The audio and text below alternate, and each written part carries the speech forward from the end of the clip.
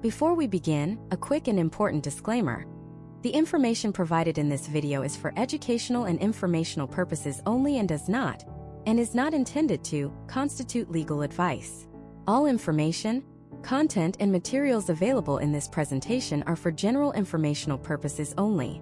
You should contact your attorney to obtain advice with respect to any particular legal matter. Imagine for a second you've been fired. Not because you were late, not because you missed a deadline, but because your boss found out who you love. Or imagine you're trying to rent an apartment, and the moment the landlord sees the color of your skin, suddenly, the unit is no longer available.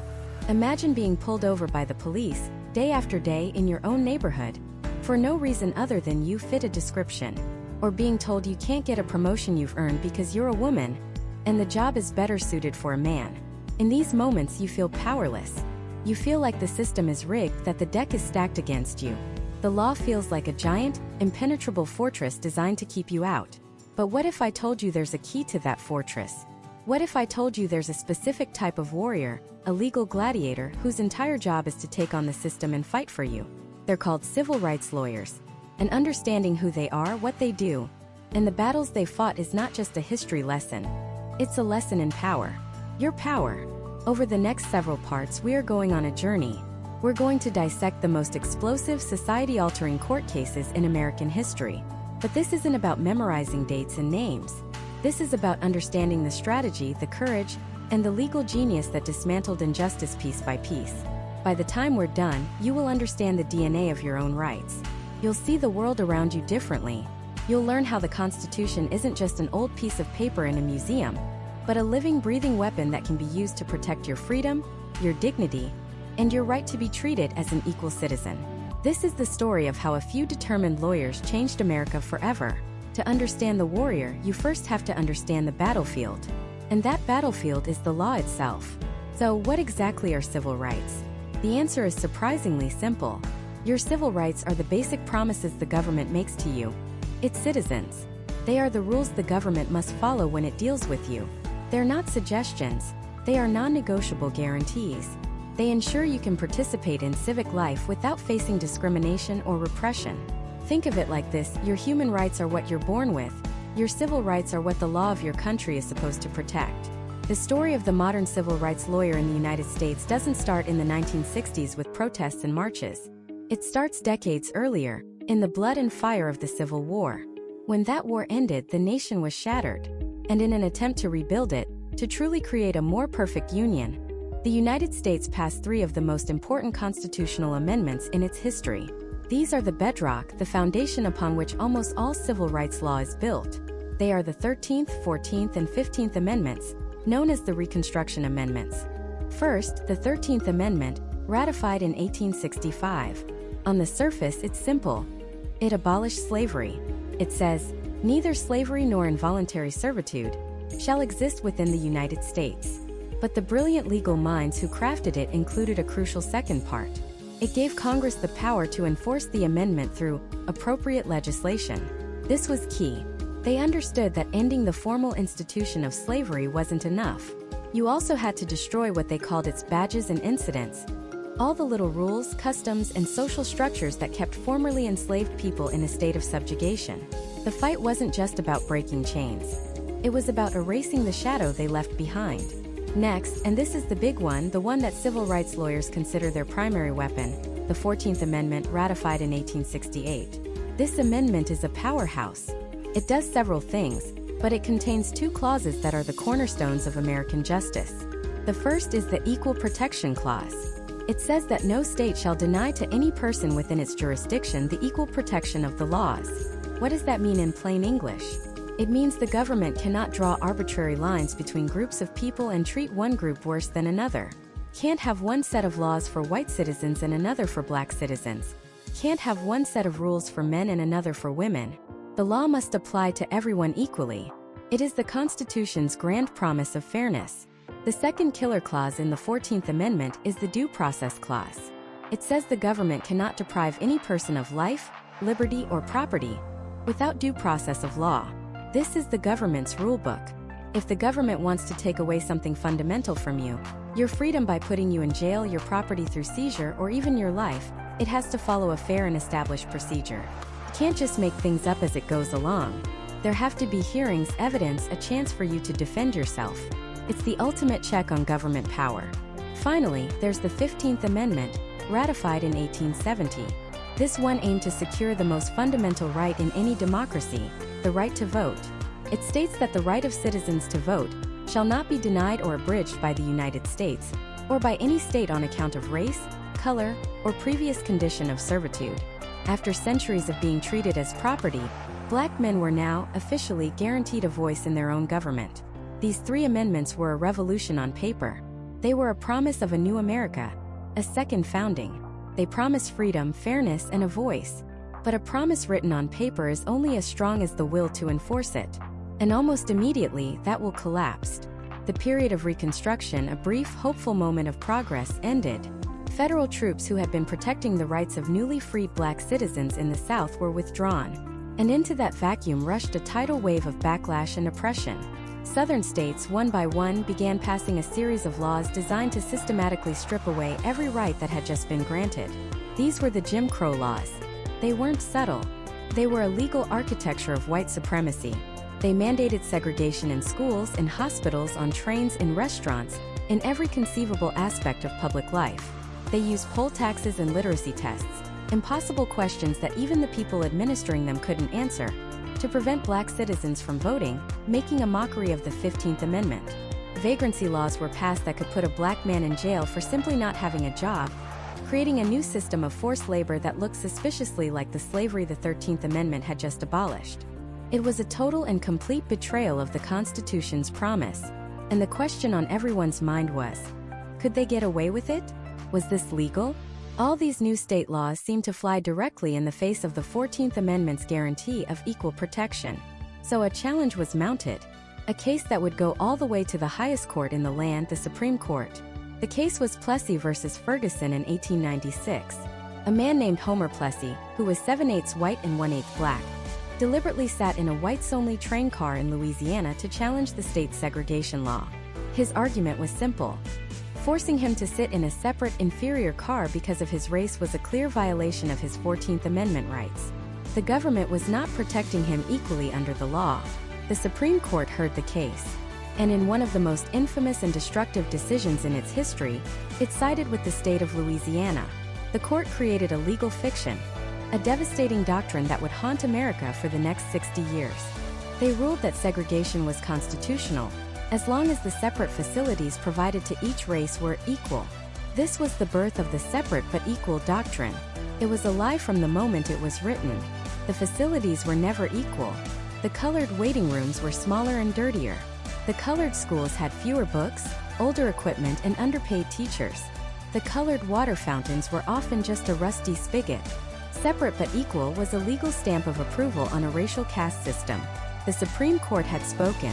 The Constitution, it seemed, had a loophole big enough to drive a century of injustice through. The fortress of the law was now officially defending inequality. The system was rigged and the referees were in on it. But a new kind of warrior was about to emerge.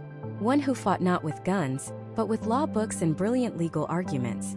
They were called civil rights lawyers, and they were about to declare a long, patient, and brilliant war on the doctrine of separate but equal. Their story is the story of how modern America was truly born. The architect of this war was a man most Americans today have never heard of, but whose mind shaped the 20th century. His name was Charles Hamilton Houston, and he was not a general who commanded armies with tanks and planes. He was a lawyer who commanded a tiny band of brilliant legal minds from a small, underfunded office. His battlefield was the courtroom. His weapons were precedents, depositions, and the Constitution itself. Houston had seen the true face of American hypocrisy. During World War I, he served as an officer in a segregated military, sent to France to fight for a democracy that treated him and his fellow black soldiers as second-class citizens. He faced discrimination from his own countrymen, endured insults, and saw justice denied at every turn. It was an experience that burned itself into his soul. He later said, "I made up my mind that I would never get caught again without knowing my rights, that if I ever got into another jam, I was going to be a lawyer." And what a lawyer he became. He graduated from Amherst College and then went to Harvard Law, where his sheer genius was undeniable. He became the very first African American to serve as an editor of the prestigious Harvard Law Review. After graduating, he could have taken a comfortable job at a top firm, but Houston had a different calling. He returned to his roots, to Washington, D.C., and took over as the dean of Howard University Law School. At the time, Howard Law was a respectable but struggling institution. Houston saw its potential. He envisioned it not just as a school but as a weapon, a factory, an assembly line producing a new kind of soldier, the civil rights lawyer. He transformed the curriculum, raised the standards to an almost impossible level, and drilled into his students a philosophy he called social engineering. He taught them that a lawyer was either a social engineer, using the law to build a better, more just society, or they were a parasite on society. He told his students, his legal commandos, to look around them, to see the crumbling, overcrowded schools for black children, the hospitals they couldn't enter, the libraries they couldn't use, and he taught them that every one of these injustices was a potential lawsuit, a crack in the wall of segregation. His star pupil, a lanky, charismatic, and brilliant young man named Thurgood Marshall, soaked it all in. Houston was the master strategist, the planner. Marshall would become his general in the field. Together, they devised a strategy of breathtaking patience and ingenuity. They knew they couldn't just march up to the Supreme Court and demand they overturn Plessy versus Ferguson. That would be like a single platoon charging a fortress. The court and the country were not ready. A direct assault would fail and set the cause back for decades. So Houston designed an indirect attack. The legal doctrine was separate but equal. Houston's brilliant insight was to ignore the word separate for a moment and focus all his firepower on the word equal. He knew the southern states had built a system that was a complete and total lie. It was separate, yes, but it was never, ever equal. And he was going to prove it, case by painstaking case. He was going to force the states to live up to their own legal standard, and he knew they couldn't afford it. He would make segregation so expensive, so burdensome to maintain, that it would collapse under its own weight. The plan had phases. Phase 1. Target graduate and professional schools. Why? Because the inequality was the most glaring and indefensible. Many southern states had law schools, medical schools, and engineering schools for whites, and absolutely none for blacks. It was an easy case to make. There was no equal alternative to compare. It was a simple binary. A world-class university for one race, and a closed door for the other. Plus, the judges hearing these cases were all lawyers. They understood the value of a legal education in one's own state. So Houston and his team, with Thurgood Marshall now working for the NAACP, didn't just sit in an office. They became investigators. They got in a car and drove through the most hostile parts of the Jim Crow South. They brought a movie camera with them, a revolutionary act at the time. They risked their lives, driving on back roads, staying in safe houses, to meticulously document the truth. They filmed the modern, well-funded white schools with their manicured lawns and brick buildings.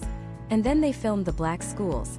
Often one-room, dilapidated shacks with dirt floors, no plumbing, and children sharing tattered, hand-me-down textbooks. They were gathering evidence, building an arsenal of facts that no court could ignore. Their first major test came in 1935, in their own backyard of Maryland. A brilliant young man named Donald Gaines Murray, a graduate of Amherst College, applied to the University of Maryland School of Law.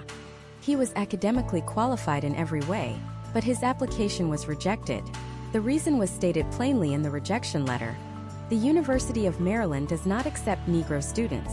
For Thurgood Marshall, this wasn't just a case. It was personal. Years earlier, he too had wanted to attend the University of Maryland Law School, his home state university. He had been rejected for the exact same reason. Now he was coming back not as an applicant, but as an attorney, with his mentor Charles Hamilton Houston by his side, to dismantle the very system that had excluded him. They filed a lawsuit on behalf of Murray. In court, the state of Maryland didn't even pretend the system was fair. Their argument was simple. Sure, we don't let black students into our law school, but we have a solution. We offer scholarships for them to attend law schools in other states. See, separate. But we're providing an equal opportunity elsewhere. This was the moment Houston and Marshall had prepared for. They stood before the judge and calmly dismantled that argument piece by piece. A legal education, they argued, isn't just about books. It's about learning the specific laws of your state. It's about networking with the very people who will one day be your colleagues, your opposing counsel, the judges on the bench. An education at an out-of-state school, no matter how good, could never be equal to an education inside Maryland. For a lawyer who intended to practice in Maryland, to send Donald Murray away was to deny him a truly equal opportunity. It was a phantom equality, a lie, and the judge agreed. In a stunning decision, the Maryland Court of Appeals ordered the University of Maryland to immediately integrate its law school and admit Donald Gaines Murray. Thurgood Marshall, the man the university had deemed unfit to study there, had walked into court and forced its doors open. It was a monumental victory, a shockwave. For the first time, a court had ordered the integration of a public university in the South. It was just one school in one state, but it was more than that. It was proof of concept. Charles Hamilton Houston's strategy worked. The fortress of separate but equal wasn't impenetrable. They had found a crack in the wall. Now their job was to hammer away at that crack, with more cases, more evidence, and more courage, until the entire wall came tumbling down. The war was just beginning, and the next battle would take them one step closer to the United States Supreme Court. The battlefield they chose was Oklahoma, and their champion was a woman named Ada Lois Sipule. All she wanted was to be a lawyer. She was brilliant, qualified, and had graduated with honors from the State College for Negroes in Langston, Oklahoma. The only thing standing in her way was the University of Oklahoma Law School, a state-funded institution that flatly denied her admission for one reason, and one reason only: the color of her skin. In 1946, when her application was rejected, the state of Oklahoma didn't have a law school for black students. They didn't have a separate facility to even pretend was equal. They just said no. For Thurgood Marshall and his team at the NAACP, this was the perfect case. It was a direct, undeniable violation of the precedent they had just set in the Gaines case. The state had a clear constitutional obligation: either admit Ada Sipule to the existing law school, or build an entirely new, genuinely equal one for her right now. There was no middle ground, so they sued. The Oklahoma courts, however, were not impressed. A local judge gave the state a reasonable time to create a separate law school. The Oklahoma Supreme Court agreed. Reasonable time. What did that even mean? For Ada Sipule, it meant waiting. It meant her dream was being deferred, put on hold by a system that was hoping she would just give up. But she didn't give up. And Thurgood Marshall didn't give up. They appealed, taking the case all the way to the United States Supreme Court. This was it. Another test. Another chance to hammer away at the wall of segregation. In 1948, the court delivered its decision in Sipule v. Board of Regents of the University of Oklahoma. And it was a victory. A swift, unanimous, and unambiguous victory. The court ruled that Oklahoma had to provide Ada Sipule with a legal education, and it had to do so as soon as it does for applicants of any other group. The phrase reasonable time was thrown out. The time was now. The state of Oklahoma was backed into a corner. They had lost. The highest court in the land had commanded them to act. So, did they finally desegregate their law school? Did they welcome Ada Sipule as a student? No. They engaged in an act of what can only be described as malicious compliance. They decided to follow the letter of the law, while violating its spirit in the most insulting way imaginable. The state legislature hastily threw together a fake law school. They roped off a small section of the state capitol building in Oklahoma City, assigned 3 instructors, and declared it the Langston University School of Law. This was their separate but equal institution. A school with one student, Ada Lois Sipule. It was a farce. A cruel joke designed to humiliate her and circumvent the Supreme Court's order. Thurgood Marshall was furious. He knew this sham school was anything but equal to the prestigious, well-funded, and long-established University of Oklahoma Law School with its extensive library, experienced faculty, and network of alumni. So he went back to court. He argued that this school was a pathetic excuse for an equal opportunity. But incredibly, the Oklahoma courts upheld the state's decision. They ruled that this roped-off room in the Capitol was, in fact, equal. It was a staggering display of defiance. Frustrated but not defeated, the NAACP decided to change tactics. They knew another Supreme Court appeal on this specific issue would take years. So they advised Ada Sipule to enroll in the sham school to preserve her right to a legal education, while they looked for the next fight. But the state wasn't done. The University of Oklahoma, seeing the legal pressure mounting, finally admitted Ada Sipule Fisher. She had since married in 1949, but they did so on their own cruel terms. She was forced to sit in a chair marked colored, separated from her white classmates. She had to eat at a different table in the cafeteria. The message was clear. You can be here, but you are not one of us. This act of internal segregation, this creation of inequality within a supposedly integrated space, led directly to the next landmark case. Meet George McLaurin. He was a 68-year-old retired professor with a master's degree. In 1948, he applied to the University of Oklahoma to pursue a doctorate in education. And just like Ada Sipule, he was denied solely because he was black. He sued, and thanks to the precedent set by the Sipule case, a federal court forced the university to admit him. But again, the university complied in the most demeaning way possible. George McLaurin was subjected to a humiliating daily ritual of segregation. He was forced to sit at a designated desk in an anteroom, just outside the classroom doorway. He was assigned a separate table in the library, hidden away in the mezzanine. He was forced to eat at a different time from the other students in the cafeteria. The university argued that because he was using the same classrooms, the same library, and the same cafeteria, the facilities were equal. They claimed they were in full compliance with the Constitution. Thurgood Marshall saw his opening. This case was different. It wasn't about unequal funding or a lack of resources. It was about the very nature of separation itself. He crafted a brilliant, revolutionary argument. He argued that education is not just about books and lectures. It's about the free exchange of ideas. It's about debating with your fellow students, challenging your professors, and learning from the people around you. By isolating George McLaurin, the University of Oklahoma was denying him the most essential part of his education. They were physically handicapping his ability to learn, to study, and to engage with his peers. The so-called equal education they were providing was, by its very design, inherently unequal. The case, McLaurin v. Oklahoma State Regents, went to the Supreme Court. And in 1950, the court agreed with Marshall. In a unanimous decision, Chief Justice Fred Vinson wrote that the conditions imposed on McLaurin handicap and impair his pursuit of effective graduate instruction. The restrictions, he wrote, set him apart from the other students and deprive him of a personal and professional development. This was a legal earthquake. For the first time, the Supreme Court had ruled that segregation itself, the act of separating a person based on race, was unconstitutional because it inflicted a deep, intangible harm. It wasn't about the size of the classroom or the number of books in the library anymore. It was about the psychological damage, the intellectual handicap that segregation imposed. The NAACP's strategy was working perfectly. They had forced the Supreme Court to look beyond the superficial physical trappings of equality and to confront the ugly reality of what segregation actually did to a human being. They had proven, in the context of graduate schools, that the doctrine of separate but equal was a logical and moral impossibility. If separating a 68-year-old doctoral candidate was inherently unequal, how could it possibly be equal for a 7-year-old child?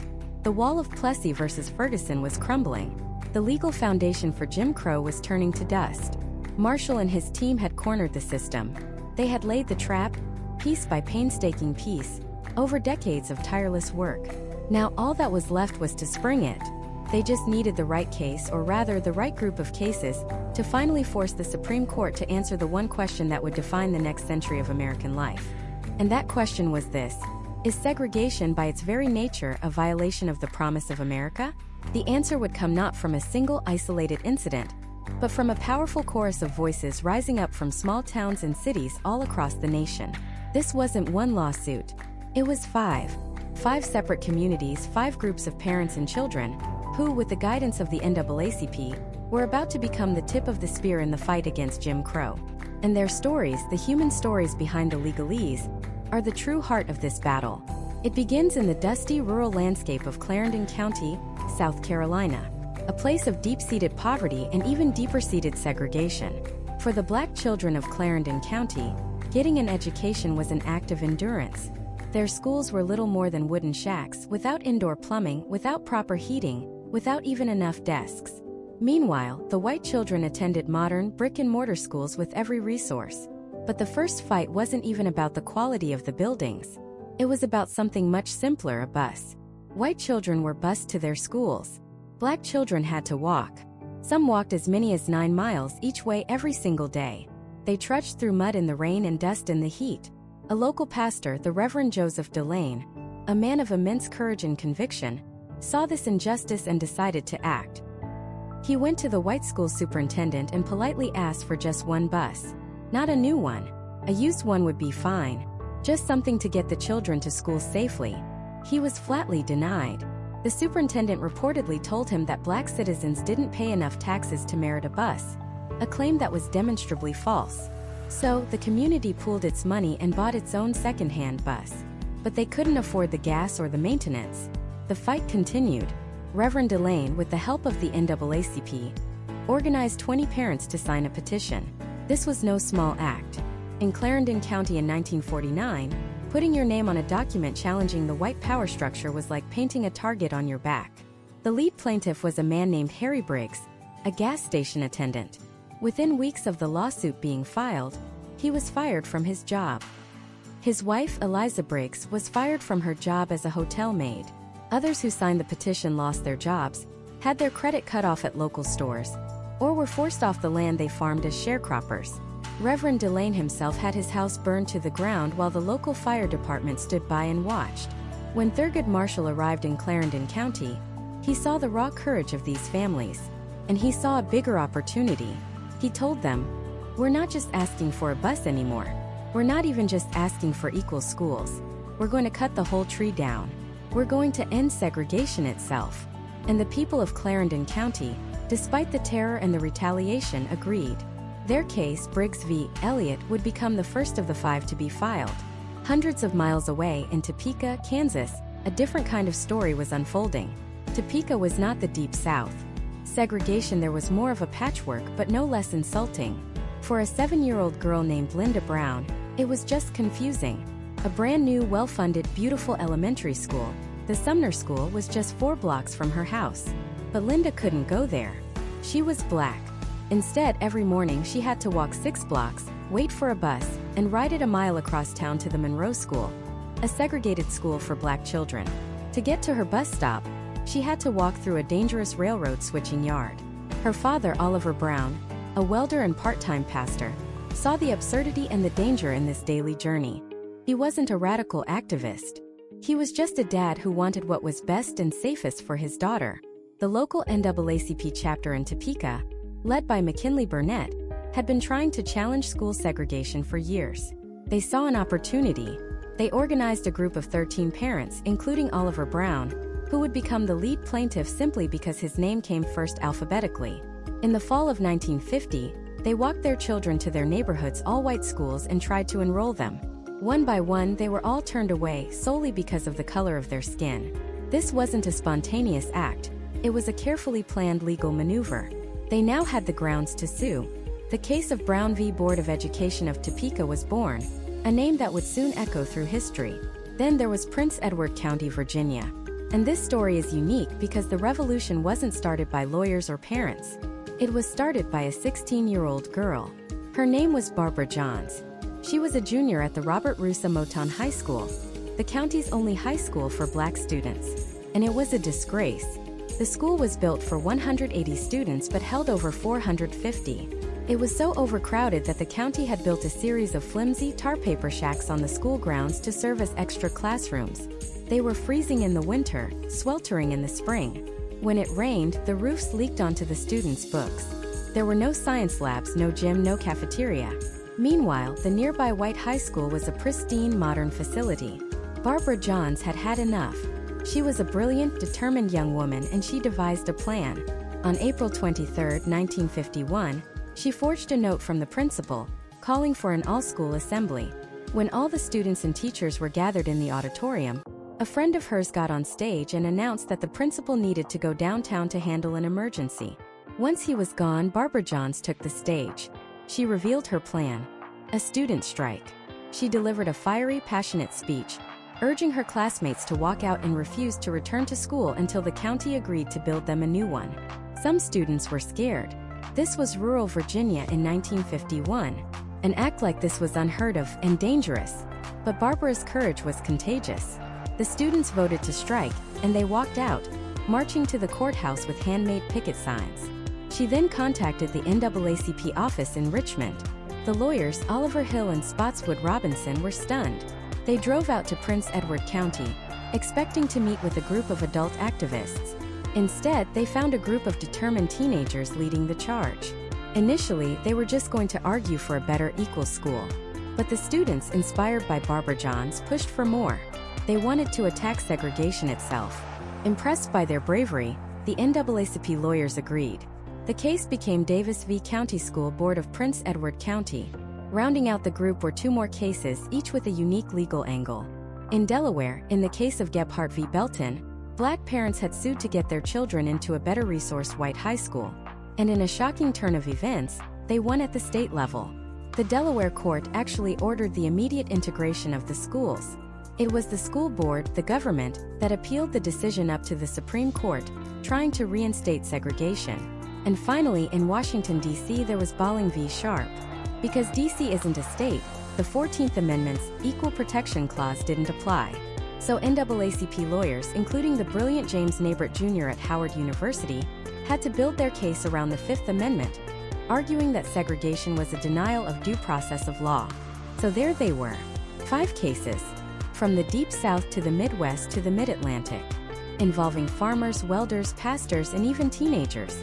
Each a story of quiet dignity and incredible bravery. Each a testament to the fundamental human desire for fairness and opportunity. Thurgood Marshall and the NAACP's Legal Defense Fund had gathered their forces. They had meticulously woven these individual stories of injustice into one massive legal tapestry. The trap, decades in the making, was now set. All 5 cases were bundled together and sent up to the highest court in the land. The Supreme Court of the United States could no longer avoid the issue. They would have to look these children, these parents, in the eye and finally definitively rule on the legality of separate but equal. The stage was set for one of the most consequential legal showdowns in American history. And at the heart of this showdown was a legal team unlike any the Supreme Court had ever seen. Leading the charge for the NAACP Legal Defense Fund was Thurgood Marshall.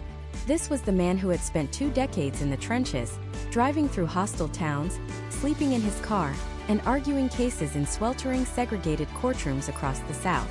He wasn't just a lawyer. He was a grand strategist, a brilliant tactician who knew the law inside and out, but more importantly, he understood the human heart of the issue.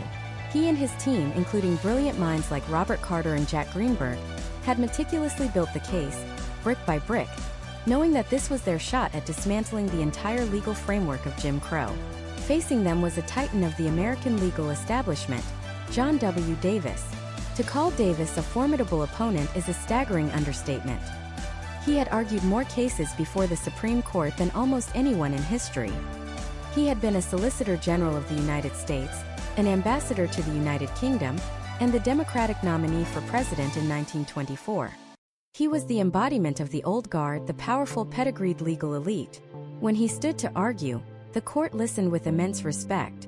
His presence defending segregation signaled just how seriously the Southern states were taking this threat to their way of life. This wasn't just a legal skirmish. It was a clash of legal Goliaths, representing 2 completely different Americas. Marshall knew he couldn't win by simply rehashing the old arguments about unequal facilities. The Southern states could always promise to build a new school or buy new books. He had to change the entire conversation. He had to prove that the very act of separation, the legal segregation of children by race, was inherently unequal, regardless of the physical conditions of the schools. His argument was a daring leap of legal and moral reasoning. He was going to put segregation itself on trial.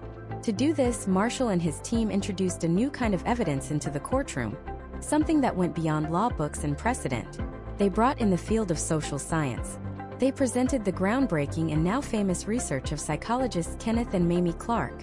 The Clarks had conducted a series of experiments that came to be known as the doll tests. They presented young African American children, some as young as 3, with 2 dolls, 1 white and 1 brown. The dolls were identical in every other way. Then they asked the children a series of questions. Show me the doll that you like to play with. Show me the doll that is the nice doll. Show me the doll that looks bad. The results were heartbreaking.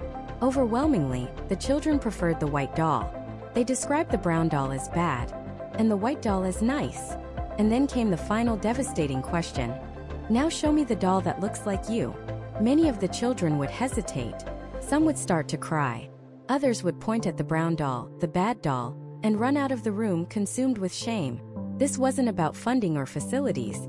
This was evidence of a deep psychological wound inflicted upon children by a society that told them, every single day, in 1,000 different ways, that they were inferior because of the color of their skin. Thurgood Marshall brought this evidence to the Supreme Court. He argued that segregation generated a feeling of inferiority as to their status in the community that may affect their hearts and minds in a way unlikely ever to be undone. He was telling the 9 justices that the real damage wasn't in the crumbling schoolhouses, but in the crumbling self-esteem of a child. He was forcing them to look past the legal fiction of separate but equal and see the human cost. The initial arguments were held in December 1952. The tension in the courtroom was electric. John W. Davis argued for the states with his customary eloquence, relying heavily on the precedent of Plessy v. Ferguson. He argued that there was no language in the Constitution that forbade segregation, that it was a matter for states to decide, a part of their social fabric. The justices were deeply divided. They peppered both sides with questions, revealing their own internal conflicts. The court was led by Chief Justice Fred Vinson, a Kentuckian who was personally inclined to uphold segregation. After the arguments, the justices met in conference and the court was split. A 5-4 or 6-3 decision seemed likely, but no clear majority emerged. A divided ruling on such a monumental issue would be a disaster, signaling weakness and inviting defiance. The court, unable to reach a conclusion, decided to postpone and scheduled the case to be re-argued the following year. And then in the summer of 1953, fate intervened. Chief Justice Vinson died suddenly of a heart attack. This single event may have changed the course of American history. President Dwight D. Eisenhower now had to appoint a new Chief Justice. His choice was Earl Warren, the popular Republican governor of California. Warren was not known as a legal scholar or a judicial ideologue. He was a politician, known for his practical sense and his ability to bring people together. Eisenhower, who later reportedly called the appointment the biggest damn fool mistake I ever made, had no idea he was placing a man on the court who would preside over a revolution. When Brown v. Board was re-argued in December 1953, the dynamic had completely shifted. Earl Warren, the new Chief Justice, listened intently. He was not a Southerner steeped in the traditions of segregation. He came from California and he saw the issue through a different lens. He saw it as a simple question of fairness. After the arguments, he knew what the outcome had to be. But he also knew something else, something critically important. A decision to end school segregation had to be unanimous. A 5-4 split would be a catastrophe. It would be seen as a partisan political decision, not a definitive statement of constitutional law. It would be an open invitation for massive resistance across the South, a signal that the law of the land was weak and contested. What happened next was one of the most remarkable behind-the-scenes campaigns of persuasion in the history of the Supreme Court. Chief Justice Warren put the case on hold for months. He didn't force a vote. Instead, he talked to his fellow justices. He had lunch with them. He sat with them in their chambers. He didn't use complex legal arguments. He appealed to their sense of morality, their sense of justice, their understanding of America's role in the world during the Cold War. How could the United States claim to be the leader of the free world while legally sanctioning racial discrimination at home? He worked on them one by one. His main obstacle was Justice Stanley Reed, another Kentuckian who was prepared to write a dissenting opinion. Warren knew that a lone dissent would still undermine the court's authority. He patiently and respectfully engaged with Reed, appealing to his sense of patriotism and his duty to the court as an institution. He urged him to put the unity of the court and the nation above his personal views. Slowly, methodically, Earl Warren built his consensus. He convinced his brothers on the bench that the moment had come to right a historic wrong, and that they had to do it together with one single powerful voice. By the spring of 1954, he had secured all 9 votes. The stage was set. The world, and a nation deeply divided, held its breath, waiting for the final word. And on May 17, 1954, Chief Justice Earl Warren picked up a document from his desk, looked out over the packed courtroom, and began to read the opinion that would change the face of America forever. The words that came next were not a thunderous declaration, but a calm, steady dismantling of a century of American law and tradition. Chief Justice Warren, speaking for a unanimous court, read, "We come then to the question presented. Does segregation of children in public schools solely on the basis of race, even though the physical facilities and other tangible factors may be equal, deprive the children of the minority group of equal educational opportunities?" He paused. We believe that it does. The air in the courtroom became electric. Thurgood Marshall, a man who had spent 2 decades fighting this battle, felt a single tear roll down his cheek. He didn't wipe it away. He later said he couldn't believe it was happening. Warren continued, delivering the final, fatal blow to Plessy versus Ferguson. We conclude that in the field of public education, the doctrine of separate but equal has no place. Separate educational facilities are inherently unequal. Inherently unequal. With those 3 words, the legal foundation of Jim Crow America crumbled. It was a legal earthquake. The decision was 9-0. Unanimous. This was no accident. Chief Justice Warren, new to the court, had worked tirelessly behind the scenes. He knew that a divided decision, a 5-4 or a 6-3, would be seen as weak, as a political squabble. It would give the segregationists an opening, a reason to say the law was unsettled. But 9-0? That was a fortress. It was the highest court in the land speaking with one single unassailable voice. It was a moral and constitutional commandment. Across the country, the reaction was immediate and explosive. In Black communities from Harlem to Houston, there was jubilation. Church bells rang. People danced in the streets. It felt like a second Emancipation Proclamation. The highest court had finally affirmed what they had always known in their hearts, that they were equal citizens of the United States. For millions, it was a profound moment of hope, a belief that the long dark night of segregation was finally ending. But in much of the white South, the reaction was one of fury and defiance. This wasn't just a court case. It was seen as an attack on their entire way of life. Senator Harry Byrd of Virginia called it an unwarranted exercise of power and vowed to lead a campaign of massive resistance. Across the South, citizens' councils, often called white-collar clans, were formed to fight integration by any means necessary. 101 congressmen and senators signed the Southern Manifesto, a document denouncing the Brown decision as a clear abuse of judicial power and pledging to resist it. The battle lines were drawn. The court had spoken, but the country was not listening with one ear. To understand why the court made such a radical break from its own precedent, you have to look beyond the law books and into the human heart. Thurgood Marshall and his team had done something brilliant. They argued not just that segregation was legally wrong, but that it was psychologically damaging. They brought in the work of 2 psychologists, Drs. Kenneth and Mamie Clark. Their famous doll tests were simple but devastating. They presented young Black children with 2 dolls, one white, one black, and asked them a series of questions. Show me the doll you like to play with. Show me the doll that is the nice doll. Show me the doll that is the bad doll. Overwhelmingly, the children, Black children, pointed to the white doll as good and the black doll as bad. When asked to identify the doll that looked like them, they would point to the black doll, often with tears in their eyes. This was the evidence Marshall brought before the Supreme Court. It was proof that segregation wasn't just about separate water fountains or schools. It was a system that taught Black children, from their first moments of consciousness, that they were inferior. It was a poison being injected into their minds and souls. And Chief Justice Warren made this the very heart of his opinion. He wrote, "To separate them from others of similar age and qualification solely because of their race generates a feeling of inferiority as to their status in the community that may affect their hearts and minds in a way unlikely ever to be undone." The court wasn't just striking down a law. It was acknowledging a deep psychological wound at the center of American life. But even with this moral and legal victory, a giant question remained. How? How do you dismantle a system of segregation that is woven into the fabric of society across 17 states? The 1954 Brown decision, known as Brown I, declared the principle. A year later, in 1955, the court issued a second ruling, Brown II, to address the implementation. And in it, they used a phrase that would echo and haunt the civil rights movement for the next decade. They ordered the states to desegregate their schools not immediately, but with all deliberate speed. All deliberate speed. What did that even mean?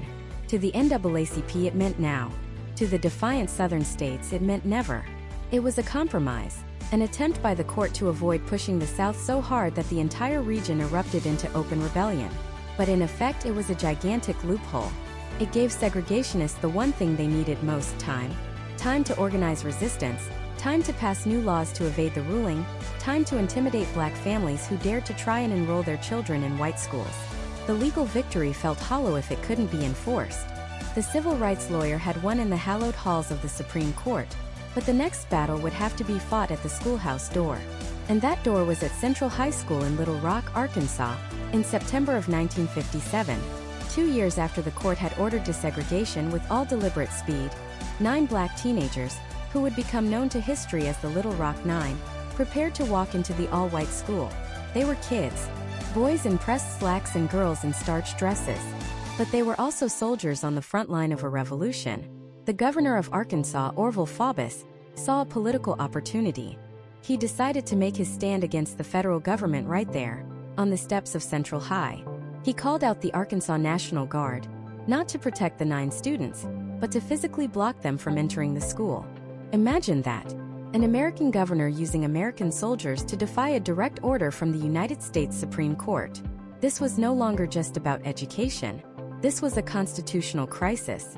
It was a showdown between state power and federal authority. In the White House, President Dwight D. Eisenhower was furious. Eisenhower was no crusader for civil rights. He was a former 5-star general, a man who valued order and discipline above all else. He had privately expressed his belief that you couldn't change people's hearts with laws. But Governor Faubus had gone too far. This was insurrection.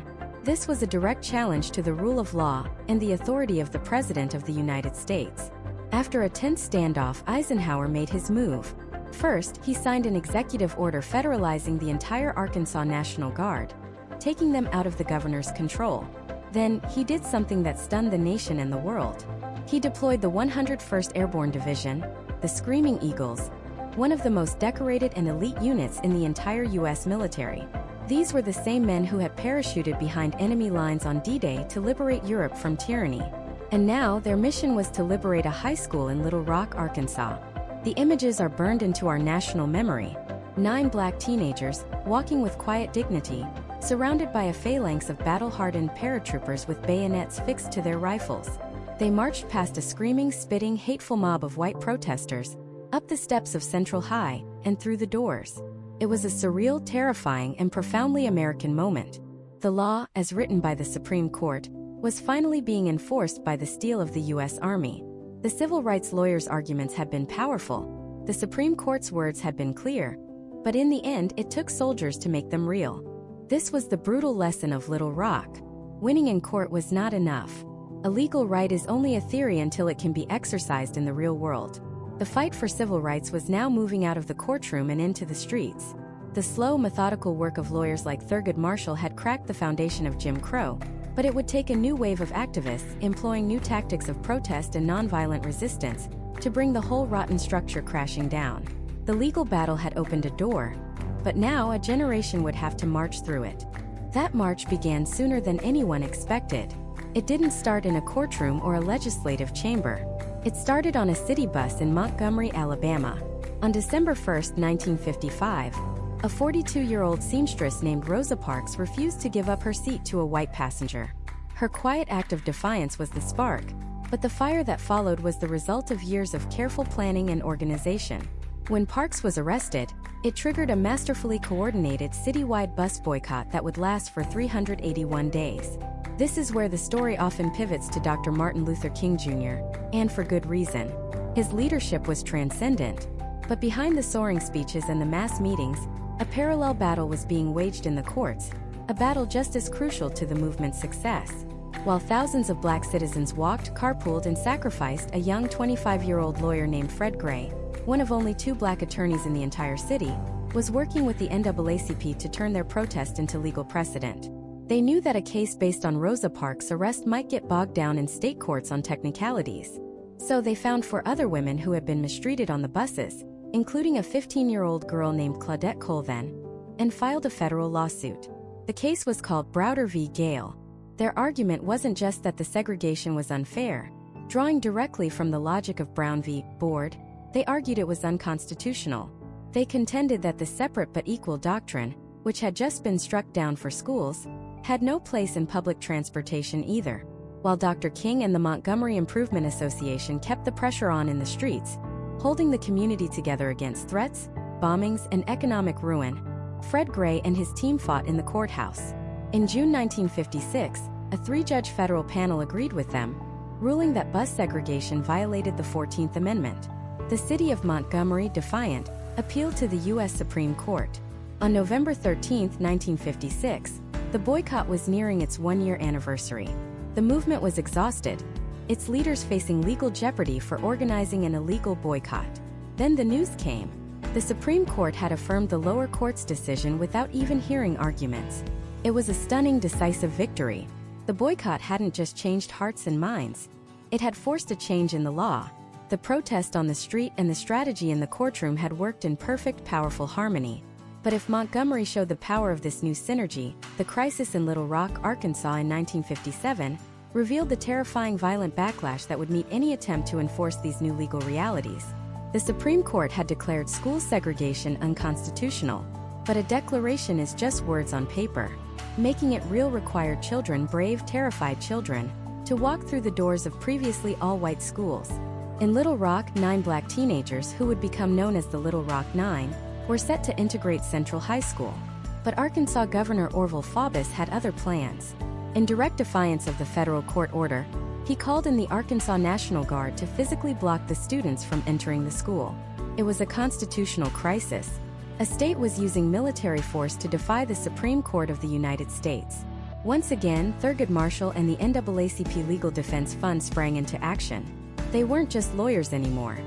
They were the guardians of a Supreme Court ruling under siege. They went back to federal court, arguing that the governor's actions were illegal. The court agreed, ordering Faubus to remove the guard. He complied, but in their place, he left a vacuum, which was immediately filled by an enraged mob of over 1,000 white citizens. The images that followed shocked the world. A 15-year-old Elizabeth Eckford, a lone stoic walking through a gauntlet of screaming, spitting, hate-filled faces. The local police could barely prevent a lynching. The crisis forced President Dwight D. Eisenhower's hand. He had been reluctant to intervene, but he could not allow a state to openly rebel against federal law. He did something that hadn't been done since Reconstruction.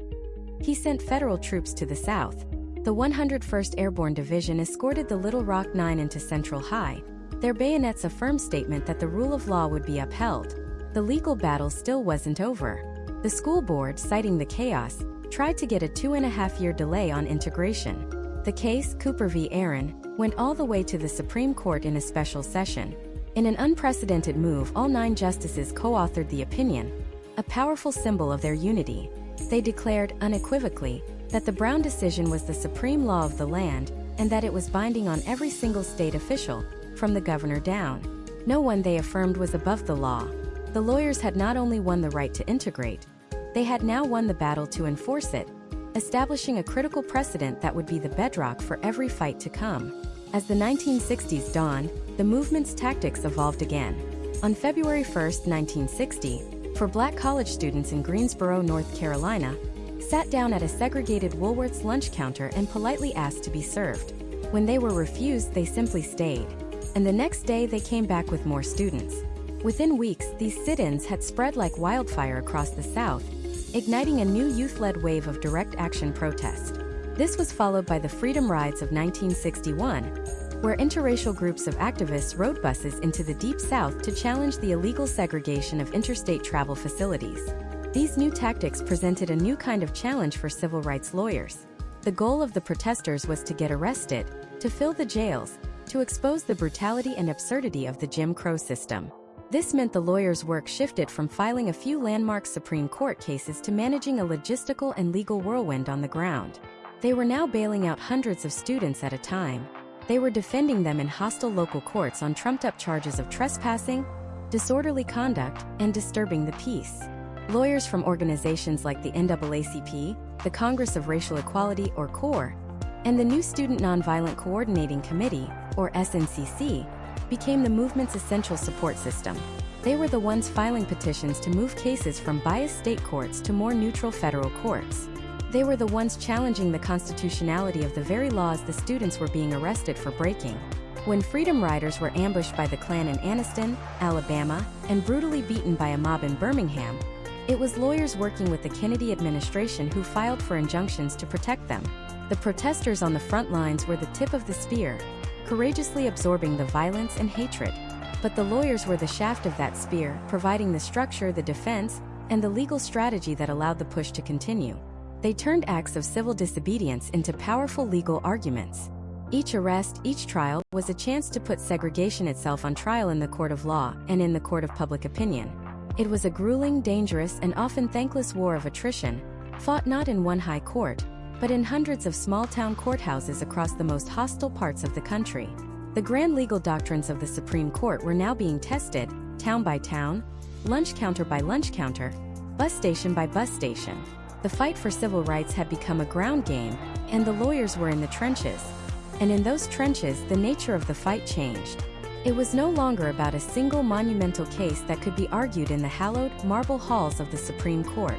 It was now a war of 1,000 cuts, fought in dusty county courthouses, in front of hostile judges and all-white juries. The enemy wasn't a single segregationist law. It was an entire system of customs, threats, and bureaucratic traps designed to maintain the status quo. And the clients were no longer just families seeking access to a better school. They were college students, ministers, and farmers putting their bodies on the line. Consider the sit-in movement that exploded across the South in 1960.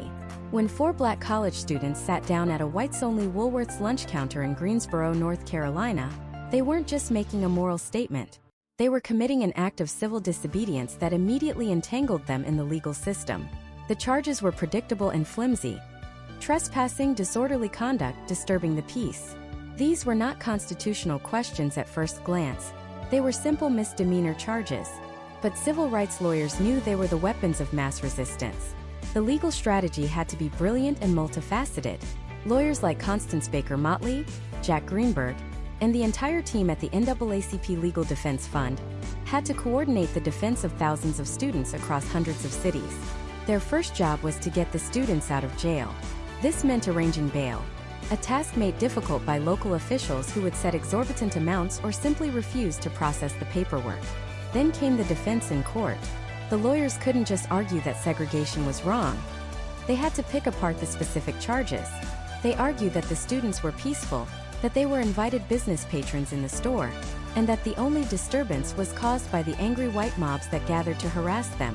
They turned the state's legal tools back on themselves, forcing prosecutors to prove, under the rules of evidence, that a person sitting quietly and reading a book was somehow a criminal threat. Each case was a drain on resources. Each conviction, even for a minor offense, could saddle a young person with a criminal record, jeopardizing their future. But with every arrest, with every trial, the lawyers were building a record. They were creating a mountain of evidence demonstrating that neutral-sounding laws like trespassing were being used for one purpose and one purpose only: to enforce racial segregation. This meticulous, exhausting work laid the legal groundwork for future Supreme Court cases that would eventually rule such applications of the law unconstitutional. The lawyers turned a series of small local police actions into a national constitutional crisis. Then came the Freedom Rides of 1961. This was an even more direct and dangerous challenge.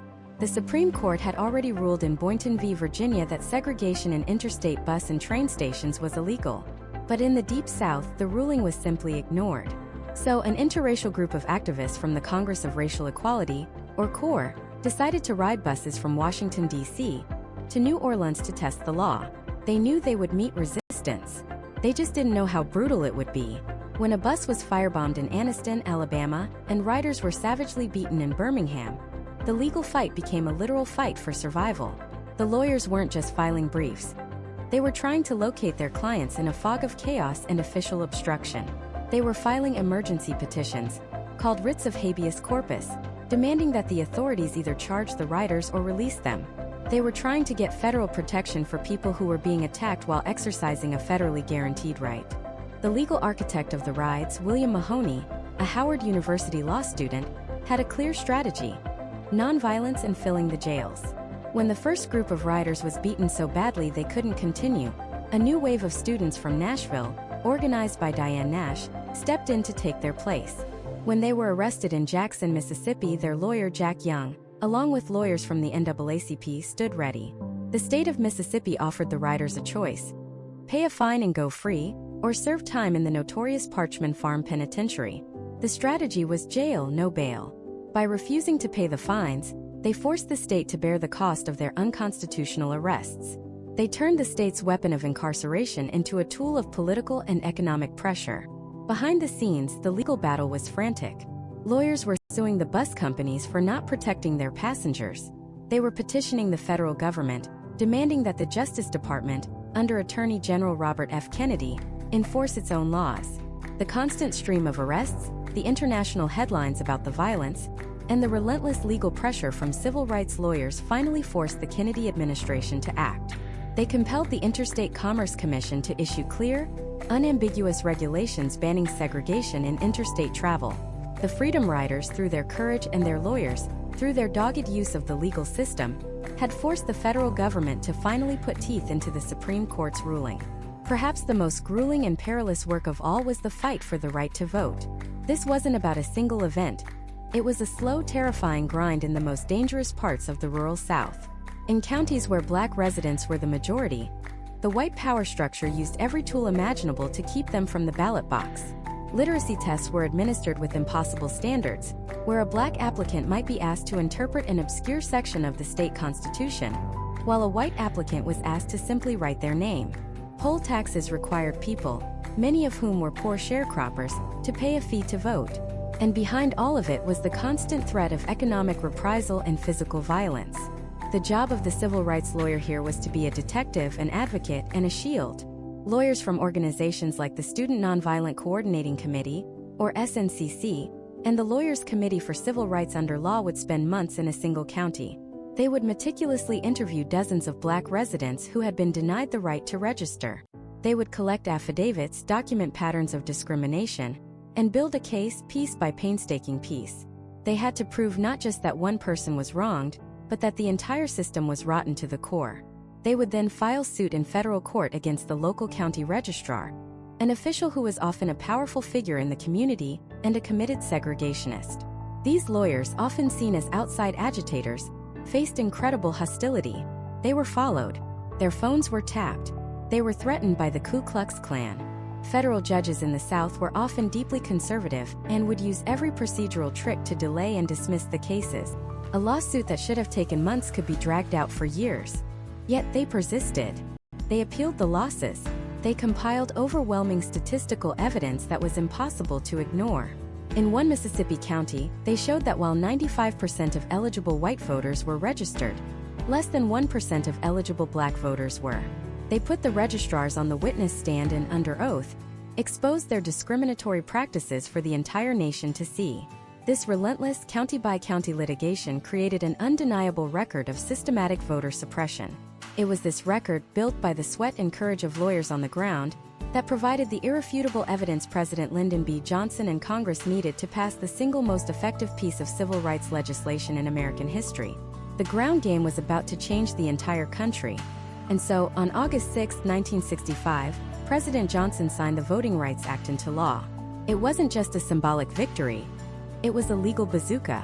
The act immediately suspended literacy tests and other discriminatory devices.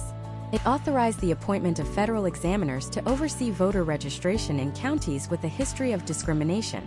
And most powerfully, it included a provision called pre-clearance. This meant that certain states and counties with the worst records of voter suppression had to get approval pre-clearance from the U.S. Attorney General or a federal court before they could make any changes to their voting laws. It was a legal straitjacket placed directly on Jim Crow. Civil rights lawyers who had been fighting these battles county by county, lawsuit by lawsuit, now had the full force of the federal government behind them. Teams from the NAACP Legal Defense Fund, the Lawyers Committee for Civil Rights Under Law, and the Justice Department's own Civil Rights Division fanned out across the Deep South. They weren't just arguing cases anymore. They were enforcing a new reality. They monitored elections, challenged purges of voter rolls, and filed lawsuits the moment a county tried to sidestep the new law. The results were staggering. In Mississippi, Black voter registration skyrocketed from just 7% in 1964 to nearly 60% by 1967. The political landscape of the South was being redrawn, not just by protests, but by lawyers armed with federal statutes. But as the great legal battles over public access and the right to vote were being won, the movement's focus began to shift. The legal victories had torn down the most visible signs of segregation, the whites-only signs and the biased registrars. But they hadn't torn down the invisible walls. The fight was moving from de jure segregation by law, to de facto segregation that exists in fact, through housing patterns, economic inequality, and ingrained social structures. The next generation of civil rights lawyers understood this. They knew that the right to sit at a lunch counter meant little if you couldn't afford the meal. The right to vote for mayor meant little if you were trapped in a ghetto with failing schools and no jobs. The new frontier was economic justice. One of the most stubborn barriers was housing. The Fair Housing Act wouldn't be passed until 1968, and even then its enforcement was weak. Private discrimination was rampant. A black family could be denied the chance to buy a home in a white neighborhood for no other reason than their race, and there was little legal recourse. This is where a St. Louis man named Joseph Lee Jones enters the story. In 1965, Jones, who was black, and his wife, Barbara, who was white, tried to buy a home in a new subdivision. The developer, the Alfred H. Mayer Company, refused to sell to them, openly stating it was because Mr. Jones was black. It seemed like an open and shut case of discrimination, but legally, it was a dead end. The existing civil rights laws didn't cover private housing transactions. But Jones's lawyers, led by the brilliant civil rights attorney Samuel H. Lieberman, had a radical idea. They decided to dust off a law that had been sitting on the books, virtually unused, for 100 years, the Civil Rights Act of 1866.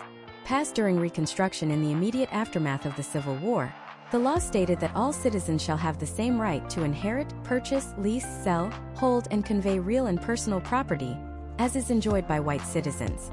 For a century, courts had interpreted this to apply only to state-sponsored discrimination, not the actions of private individuals. Jones's lawyers argued the opposite. They claimed this century-old law meant exactly what it said. No one, not the government, not a private company, not an individual, could refuse to sell someone a home because of their race. It was a legal long shot, a Hail Mary pass. The case, Jones v. Alfred H. Mayer Company, went all the way to the Supreme Court. And in 1968, in a stunning 7-2 decision, the court agreed. It ruled that the 1866 law did in fact bar all racial discrimination, private as well as public, in the sale or rental of property. It was a legal earthquake. With a single ruling based on a forgotten law, the Supreme Court had effectively created a nationwide open housing law, arguably more powerful than the Fair Housing Act passed by Congress that same year. It was a testament to the creativity and historical depth of civil rights lawyers, their ability to find new weapons in an old arsenal. This same ingenuity was being applied to the workplace. The Civil Rights Act of 1964 had outlawed employment discrimination, but companies found subtle ways around it. They stopped using whites-only job ads and instead implemented seemingly neutral requirements that had the same effect.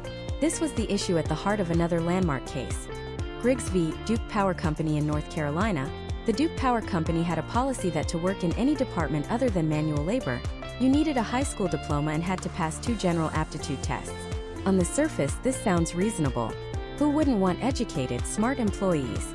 But in the context of 1960s North Carolina, the policy was devastating for black applicants.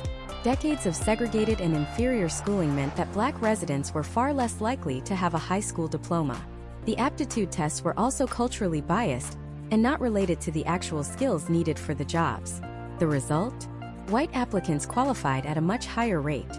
Willie Griggs and 12 other black laborers sued, arguing that even if the company didn't have racist intent, the effect, the impact, of their policy was discriminatory. The case reached the Supreme Court in 1971.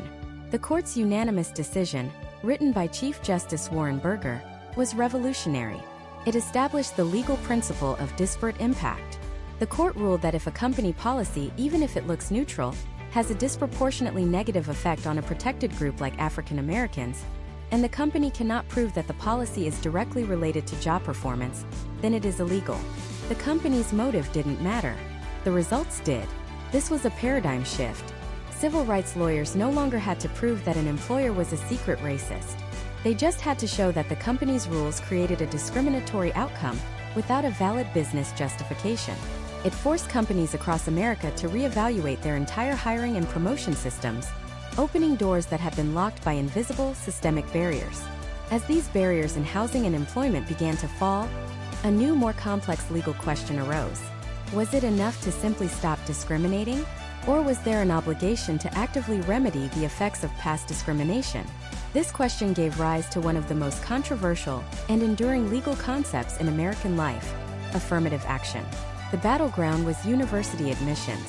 universities, trying to create more diverse student bodies and atone for their own histories of exclusion, began implementing admissions programs that gave special consideration to minority applicants. This inevitably led to claims of reverse discrimination from white applicants who argued they were being penalized for the color of their skin. The defining case was Regents of the University of California v. Bakke, decided in 1978. Alan Bakke, a white man, had been rejected twice from the medical school at UC Davis. The school had a special admissions program that reserved 16 out of 100 spots for minority students. Bakke's test scores and grades were significantly higher than those of the students admitted through the special program.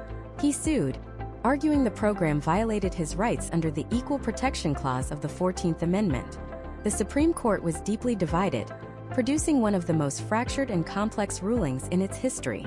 There was no single majority opinion, but the controlling judgment, written by Justice Lewis Powell, tried to split the difference. Powell declared that the university's rigid quota system, reserving a specific number of seats, was unconstitutional. You couldn't set aside spots based on race alone. However, Powell also ruled that it was constitutional for a university to consider race as one factor among many in its admissions process. The goal of achieving a diverse student body, he argued, was a compelling interest. The Bakke decision set the legal framework for affirmative action for decades to come. It struck down quotas but blessed the more holistic approach of considering race as a plus factor. This launched an entirely new field of civil rights law. Lawyers were no longer just fighting to get people in. They were now fighting over the very methods used to create a fair and integrated society, defending affirmative action plans in court and challenging them. The civil rights lawyer was evolving once again. They were no longer just kicking down locked doors. They were now architects, debating the very blueprints for what a truly equal America should look like. The battles were becoming more nuanced, the victories more complicated, and the definition of justice itself was being forged in the crucible of the nation's highest courts. And so the battleground shifted. It moved from the dusty roads of the South to the university admissions offices of California. The question was no longer just about tearing down whites-only signs. It was about what it takes to build a truly integrated society. This new, complex question exploded into the national consciousness with the 1978 case, Regents of the University of California v. Bakke. Alan Bakke, a white applicant, had been denied admission to the UC Davis School of Medicine twice, while the school's special admissions program admitted minority candidates with lower test scores. He sued, claiming he was a victim of reverse discrimination. The case was a firestorm. It pitted two fundamental American values against each other: the ideal of individual merit versus the need to remedy centuries of systemic discrimination. Civil rights lawyers arguing for the university weren't just defending a policy, they were defending a vision. They argued that a diverse student body was a compelling state interest, that a classroom that looked like America was essential for a healthy democracy, and that you couldn't simply declare the race over when some runners had been forced to start miles behind the line. The Supreme Court's decision was a landmark of legal nuance. It struck down the university's rigid quota system as unconstitutional, a victory for Bakke. But in a crucial, history-shaping opinion by Justice Lewis Powell, the court also affirmed that race could be considered as one factor among many in admissions to achieve a diverse student body. It was a complicated, almost paradoxical outcome. There were no clear winners or losers, only a new intricate legal landscape. The era of affirmative action had begun, and with it, a debate that continues to rage to this day. A debate first framed and fought by civil rights lawyers who understood that the path to equality was not a straight line. As the fight for racial justice was evolving, its legal shockwaves were creating openings for other movements. The powerful logic of the 14th Amendment, the promise of equal protection of the laws, was a tool too potent to be confined to one struggle. And a brilliant legal strategist was about to pick up that tool and use it to dismantle a different, but equally pervasive system of discrimination: sexism. Her name was Ruth Bader Ginsburg. Before she was a Supreme Court justice, Ginsburg was the chief litigator for the ACLU's Women's Rights Project. She understood that gender discrimination was so deeply woven into the fabric of American law that it was seen as natural, even benevolent. To challenge it, she couldn't attack the whole system at once. Instead, she chose her cases with the precision of a surgeon. Her breakthrough came in 1971 with Reed v. Reed. The case was, on its face, mundane. An Idaho law stated that when two equally qualified people sought to administer a deceased person's estate, males must be preferred to females. It was a small, almost trivial-seeming law, but Ginsburg saw the principle. She argued that this preference was arbitrary, based on nothing more than an archaic stereotype that men were better at managing business than women. For the very first time in American history, the Supreme Court agreed, striking down a law for discriminating on the basis of sex under the Equal Protection Clause. It was the first crack in a dam that had stood for 2 centuries. Ginsburg and her fellow civil rights lawyers then brought a series of cases, sometimes strategically representing male plaintiffs to show how gender stereotypes harmed everyone. They chipped away at laws that denied women jury service, equal benefits in the military, and control over their own property. They weren't just winning cases, they were teaching the courts and the country to see the world differently, to recognize that a person's destiny should not be dictated by their gender. This expansion of the civil rights umbrella didn't stop there. Another group of Americans, long relegated to the shadows, began to demand their place in the sun. For decades, individuals with disabilities were systematically excluded from public life. Children were denied access to public schools, adults were denied jobs, and entire cities were physically inaccessible, with curbs, stairs, and a lack of accommodations creating a world of barriers.